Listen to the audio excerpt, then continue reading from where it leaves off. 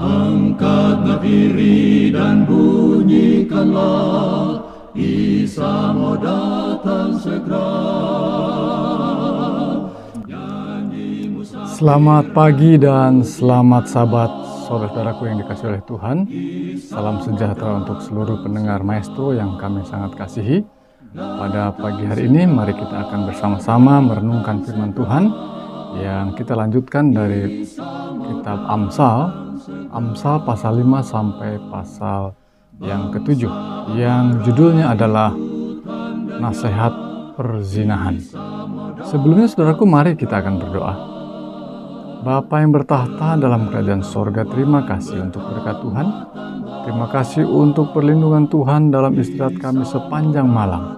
Dan pagi hari ini ketika kami akan merenungkan sabda-Mu, biarlah bimbingan Roh Kudus menjadi bagian kami. Sehingga kami boleh mengerti, memahami akan jalan Tuhan, dan oleh kuasa Roh-Mu, kami disanggupkan untuk hidup sesuai dengan kebenaran firman-Mu.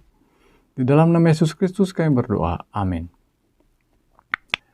Saudara-saudaraku yang dikasihi Tuhan, pagi ini ketika kita membuka ayat firman Tuhan terkait dengan judul Nasihat Perzinahan, maka kita melihat bahwa nasihat ini dan problema ini adalah problema manusia dan dengan usia yang setua manusia juga. Karena sejak awal pergerakan manusia muncul di bumi ini, maka masalah ini telah muncul. Dan saudaraku sekalian, apa yang terjadi di tengah-tengah kita, di kota di mana kita tinggal, sesungguhnya ada banyak problema yang seperti ini. Bahkan setiap sudut kota, setiap kota punya lokasi-lokasi tertentu yang dijadikan sebagai tempat, ya disebut dengan lokalisasi khusus untuk perzinahan. Jadi saudaraku sekalian, para pemimpin bangsa kita seringkali ini menjadi sebuah fenomena, menjadi sebuah daya tarik ataupun menjual promosinya atau kampanyenya bahwa mereka akan melenyapkan hal serupa ini. Dan pada waktu mereka menjabat sebagai pimpinan di sebuah kota, seringkali ini juga menjadi sebuah petunjuk untuk nama baik mereka. Baik saudaraku sekalian, maka ketika kita membicarakan perzinahan, adalah membicarakan sesuatu topik yang ada di tengah-tengah kita. Dan menjadi tuntunan, menjadi teguran dan amaran, supaya kita dapat hidup sesuai dengan rancangan Tuhan. Supaya kita tidak terjerat dan jatuh dalam lubang yang sama, yang juga sudah dilewati oleh orang-orang terdahulu, sehingga hamba Tuhan yang menuliskan kitab Amsal ini telah mengajarkan hal yang penting, bahwa memang ini adalah hal yang buruk yang harus kita hindari.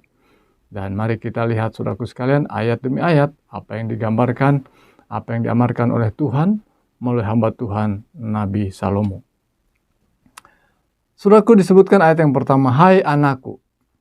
Perkataan hai anakku sebagaimana awal perenungan kita untuk memulai kitab Amsal ini disebutkan oleh karena sang penulis yang diilhamkan oleh Tuhan. Salomo adalah seorang yang sudah berusia yang juga mengalami banyak pengalaman. Dia sudah makan asam garam, kata peribahasa bahasa Indonesia. Sehingga dia mengatakan nasihat-nasihat ini dengan diawali hai anakku. Sebuah kata yang juga membawa dekat seorang pembicara dengan seorang pendengarnya. Hai anakku, dengarkan ini. Perhatikanlah hikmatku. Arahkanlah telingamu kepada kepandaian yang kuajarkan. Supaya engkau berpegang pada kebijaksanaan dan bibirmu memelihara pengetahuan. Karena, ya ini mulai kata-kata nasihat-nasihat tentang perzinahan. Karena bibir perempuan jalang menitikkan tetesan madu dan langit-langit mulutnya lebih licin daripada minyak. Saudaraku, istilah perempuan jalang, ada istilah-istilah yang lain yang muncul, ya seperti istilah yang dicantumkan juga dalam kitab Amsal pasal 7, yakni sundal, perempuan sundal. Dan kita dapat gambarkan judul yang kita bicarakan pada pagi hari ini sebagai perzinahan, persundalan atau prostitusi, atau mungkin banyak istilah lain yang seringkali dimunculkan untuk menyamakan apa yang sedang dibicarakan pada tema ini. Dan menyebut perempuan jalang berarti bisa saja adalah perempuan yang tidak dikenal, yang menyajikan sebuah usaha untuk menarik simpati dari seorang muda, seorang laki-laki untuk memuaskan nafsunya. Ada beberapa ayat yang sangat tajam untuk hal ini. Mari kita lihat satu persatu. Mereka itu rupanya memulainya dengan kata-kata. Dan kata-kata itu licin sekali. Seorang kalau sudah licin, seorang kalau mungkin sudah berjalan di sebuah lantai yang sangat licin, sulit sekali dia berjalan. Ya. Jadi begitu licinnya, dalam langit-langit mulutnya itu begitu licin sehingga mudah membuat orang terpeleset. Dan bibir perempuan jalang itu menitikkan tetesan madu, namun rasanya manis sekali seperti madu. Sehingga mungkin seseorang akan terus mau mendengar dan mau terjerat terhadap apa yang dikatakannya. Ayat yang keempat. Tetapi kemudian ia pahit. Tadi seperti madu, sekarang pahit seperti empedu dan tajam seperti pedang bermata dua. Saya seringkali pada waktu kecil membaca ayat seperti kalimat ini, bermata dua, apakah ada matanya, ya? Tetapi ini pedang di mana sisi tajamnya ada dua, ya. Jadi sangat tajam, ya, untuk membelah ke kiri dan ke kanan, ke atas, ke bawah dengan mudahnya. Demikianlah gambaran seorang perempuan jalang dalam kata-katanya yang bisa saja cepat membelah, menghancurkan dan membunuh. Tetapi kakinya katanya, kakinya turun menuju maut, langkahnya menuju dunia orang mati.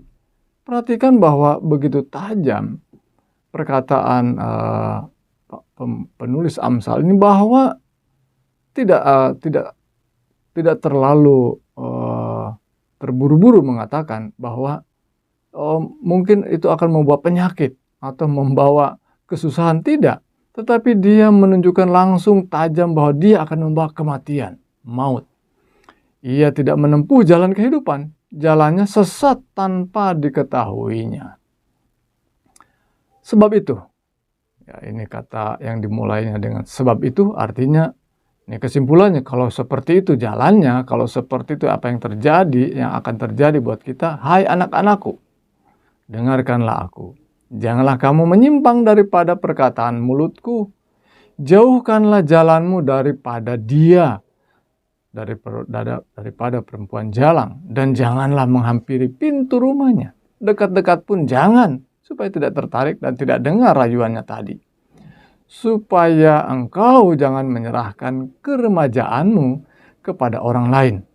Lihat saudaraku sekalian, kata keremajaan digunakan, dan bahkan kata ini juga digunakan dengan kata yang berbeda, orang muda, ya, untuk menunjukkan bahwa yang digodanya itu adalah orang-orang yang lebih muda, orang-orang yang masih punya kekuatan fisik yang baik, yang bisa memuaskan hasrat perempuan jalang tadi, dan masih punya kekuatan, kekayaan yang bisa juga memenuhi kebutuhan mereka. Jadi godaannya pada orang-orang muda, hai orang-orang muda. Tapi juga tentu orang-orang yang sudah berusia juga, yang juga bisa saja tergoda. Berawas-awaslah. Supaya orang lain jangan mengenyangkan diri dengan kekayaanmu. Lihat, saudaraku sekalian, ayat ini begitu jelas sekali bahwa bukan hanya kekuatan fisik yang diserap, tetapi juga kekayaan yang kita kumpulkan itu diserapnya, dihabiskannya. Dan hasil susah payahmu jangan masuk ke rumah orang yang tidak dikenal. Yang dimaksud adalah perempuan jalang tadi. Dan akhirnya engkau akan mengeluh kalau daging dan tubuhmu habis binasa. Lihat saudara, kalau kita sudah mulai tertarik, kalau kita sudah mulai tergoda dan bahkan tercemplung ke dalam prostitusi, perzinahan atau percabulan tadi, oleh karena ulah sang perempuan jalang itu, maka bukan hanya harta, tapi tubuh kita pun semakin penyakitan. Kira-kira gambaran kalimat ini gini ya, bahwa daging dan tubuhmu akan habis binasa, pada akhirnya mengalami kebinasaan, kematian. Lalu, ayat 12, engkau akan berkata, baru sadar barangkali kalau sudah terjebak. Mengapa aku benci kepada didikan dan hatiku menolak teguran? Mengapa aku tidak mendengarkan suara guru-guruku dan tidak mengarahkan telingaku kepada pengajar-pengajarku? Aku nyaris terjerumus ke dalam tiap malapetaka di tengah-tengah jemaah dan perkumpulan.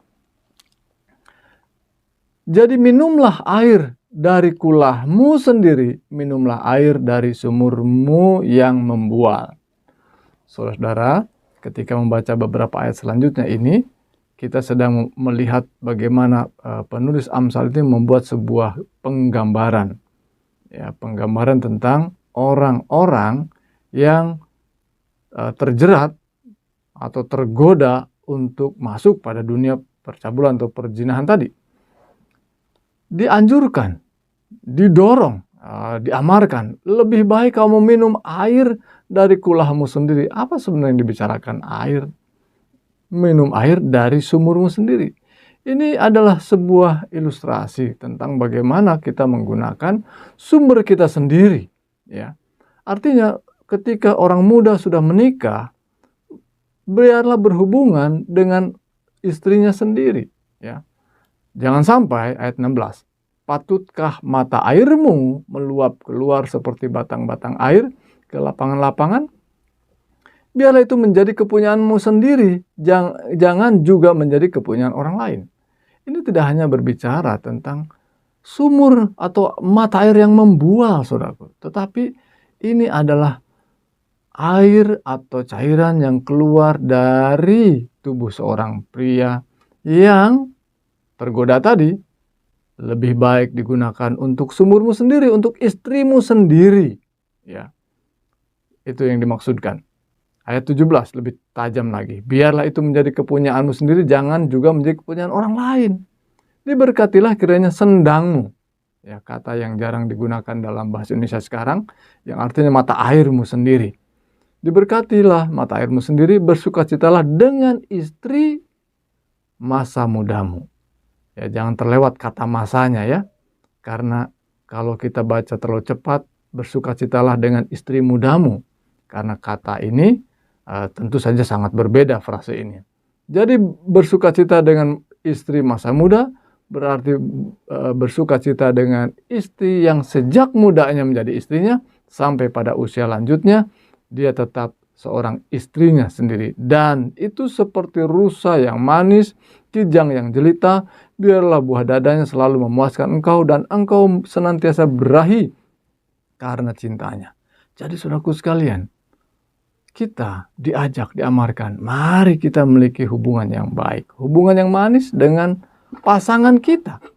Dan biarlah pasangannya saling memuaskan satu dengan yang lain. Dan jangan sampai keluar ke lapangan-lapangan, digambarkan seperti itu, dan menjadi kepunyaan orang lain. Ya. Baik, kita lanjutkan pasal ayat 20. Hai anakku, sekali lagi kalimat atau kata ini muncul untuk mengingatkan begitu dekatnya sang penulis ini untuk seorang pendengar yang mau mengikuti nasihatnya. Hai anakku, mengapa engkau berahi akan perempuan jalang dan mendekat pada perempuan asing? Karena segala jalan orang terbuka di depan mata Tuhan, dan segala langkah orang diawasinya. Orang fasik tertangkap dalam kejahatannya dan jerat dalam tali dosanya sendiri. Ia mati karena tidak menerima didikan, dan karena kebodohannya yang besar ia akhirnya tersesat. Saudaraku sekalian, selanjutnya pasal 6, bahagian ada dua bahagian. Ya, bahagian yang keduanya mengulang kembali, menegaskan kembali, dan melanjutkan nasihat-nasihat tentang perzinahan. Bagian pertama dari pasal yang ke-6 berbicara tentang nasihat yang lain. Untuk itu karena kita melihat topiknya khusus pada pagi ini tentang perzinahan, mari kita lanjutkan pasal 6 bagian yang kedua. Ayat yang ke-20, hai anakku, peliharalah perintah ayahmu dan jangan menyia-nyiakan ajaran ibumu. Tambatkanlah senantiasa semuanya itu pada hatimu.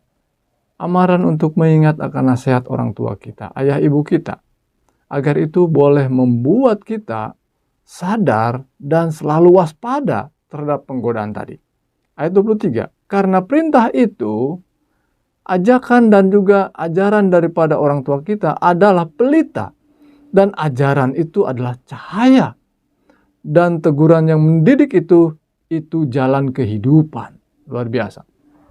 Jadi saudaraku sekalian, bersukacitalah masih ada orang tua yang mengingatkan, masih ada ayah dan ibu yang memberikan amaran dan memberikan ajaran. Mereka itu yang melindungi engkau terhadap perempuan jahat, terhadap kelicikan lidah perempuan asing. Janganlah menginginkan kecantikannya dalam hatimu. Saudaraku sekalian, orang-orang muda, khususnya yang masih punya kekuatan secara fisik, mereka ini menawarkan sesuatu dengan menyajikan kecantikan, dan kemudian matanya bahkan disebutkan jangan terpikat oleh bulu matanya. Ya, tentu saja mata sangat menyorotkan sinar pancaran daya tarik, dan mungkin ada banyak bahan-bahan yang digunakan, kosmetika untuk membuat matanya lebih tajam, untuk terlihat lebih cantik. Ya. Karena bagi seorang sundal, sepotong rotilah yang penting. Mereka cari sepotong roti, walaupun dikorbankan kehidupan moralnya. Tetapi istri orang lain memburu nyawa yang berharga. Dapatkah orang membawa api dalam gelembung baju? Wah, gambaran apa ini? Apa ada orang yang bisa bawa api, kemudian dibawanya di bawah jaketnya? Wah, apakah mungkin? Itu hal yang tidak mungkin. Dan kemudian dia bawa api itu tidak terbakar pakaiannya. Atau dapatkah orang berjalan di atas bara dan tidak hangus kakinya? Ini gambaran apa? Itu adalah gambaran daripada demikian juga orang yang menghampiri istri sesamanya. Ini nasihat perzinahan sekali lagi, bahwa tidak mungkin tidak terbakar. Akhirnya akan terbakar juga. Akhirnya akan panas juga. Tidak seorang pun yang menjamahnya luput dari hukuman. Saudaraku sekalian, firman Tuhan berikan amaran yang begitu jelas tentang perzinahan dan betapa bahayanya bagi hidup kita, bagi rumah tangga kita. Apakah seorang pencuri tidak akan dihina apabila ia mencuri untuk memuaskan nafsunya karena lapar? Dan kalau ia tertangkap, haruslah ia membayar kembali 7 kali lipat segenap harta isi rumahnya harus diserahkan. Lihat, persoalan yang dianggap main-main saja, tetapi lihat 7 kali lipat hartanya akan dikurasnya. Oleh karena akhirnya ketahuan, ya, pekerjaan-pekerjaan dilakukan secara sembunyi-sembunyi. Siapa melakukan zina tidak berakal budi dia. Orang yang berbuat demikian merusak dirinya sendiri. Siksa dan cemooh diperolehnya. Malunya tidak terhapuskan bahkan. Karena cemburu adalah geram seorang laki-laki. Ingat, ya, bagi seorang perempuan khususnya ini. Bahkan dikatakan ketika geramnya itu muncul, karena seorang laki-laki yang cemburu tidak kenal belas kasihan pada hari pembalasan. Karena ada banyak cerita, dan mungkin saya tidak perlu menyampaikan salah satu contohnya. Karena begitu banyak dan tidak kehalangan kamus kita untuk melihat bahwa ada banyak berita tentang seorang laki-laki yang begitu cemburu dan menghabisi istrinya, menghabisi seorang puan dan sampai mati. Mengerikan tentunya. Ia tidak akan mau menerima tebusan suatu pun, dan ia akan tetap bersikeras betapa banyak pun pemberian. Selanjutnya, pasal 7 adalah pasal lanjutan daripada nasihat tentang perzinahan. Diingatkan kembali, hai anakku, peganglah perintah dan ajaran orang tuamu. Tambatkanlah semuanya itu pada jarimu dan pada loh hatimu. Katakanlah kepada hikmat, engkau saudaraku, dan sebutkanlah pengertian itu adalah sanakmu. Jadi kalau kita sudah mulai tergoda, ada nasihat yang kita mau pegang. Ini adalah saudaraku, inilah hikmat yang harus kita pegang. Karena ketika supaya engkau dilindunginya, terhadap perempuan jalang, terhadap perempuan asing yang licin perkataannya. Diulang sekali lagi pasal 7 tentang istilah perempuan jalang adalah perempuan asing dan perkataannya begitu licin.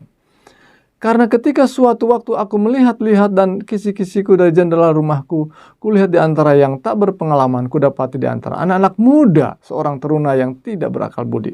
Teruna, anak-anak muda dan remaja, diulang berulang kali, mereka masih punya kekuatan yang diharapkan bisa memuaskan nafsu seorang perempuan jalang tadi. Maka berhati-hatilah orang-orang mudaku, dan tentu juga buat semua orang yang dalam suatu situasi yang bisa saja menggoda.